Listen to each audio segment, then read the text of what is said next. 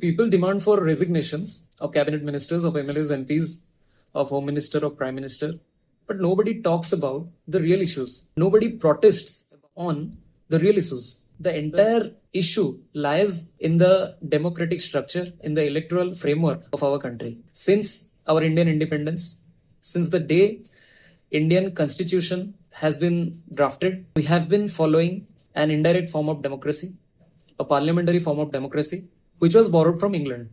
Dr. B.R. Ambedkar, being the draftsman of the Indian constitution, he borrowed the entire electoral and democratic framework structure from England. And the reason is he was a student of political science, of law, of economics in England, and he thought he must borrow the entire structure from England itself. And that is where the problem started. The issue started. That is where the issue began. And nobody talks about it. Every 5 years, you elect the policy maker, but you do not have a direct say in the policy making process. Every 5 years, you elect the MLAs, MPs, but you do not have a direct involvement in the elections of chief ministers or prime minister. So I speak of a direct democratic structure, that is a referendum. A referendum is a direct democratic structure where you elect the head of the state directly. So India being a huge country with a massive population, a total direct democratic structure may not be,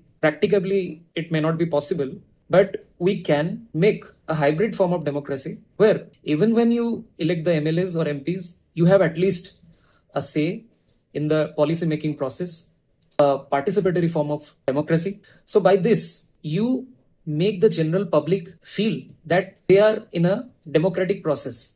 It is the most realistic form of democracy where you involve the people in the entire policy making process and not just electing the policy maker. It must not be limited to the elections. The general public must be involved in the policy making process so that they have a say in it. So our Indian constitution, since the day of incorporation, our Indian constitution has undergone more than 100 constitutional amendments.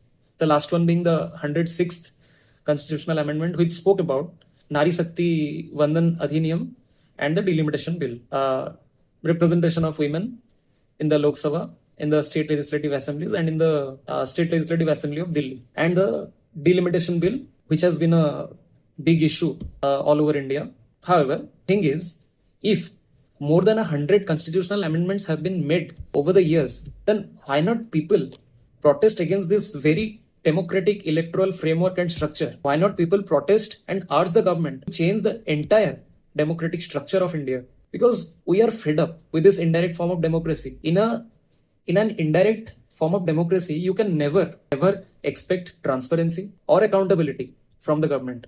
You can never expect, because you do not have a direct say in the total policy making process. You see, even when people are laymen, and that is the reason why they choose representatives to Lok Sabha or to Vidhan Sabha, whatever it is, even though they are laymen, they must be involved in the entire policy making process. The government should form an expert committee wherein people from all subjects must be appointed, and they simplify the entire policy making, simplify the entire proposed legislation or bill to the general public so that they give their personalized views on that very legislation, on that very bill. You see, until and unless the entire electoral and democratic structure and framework of India is not revisited and revamped or restructured, you cannot expect transparency or accountability from the government. Government should change, but you can never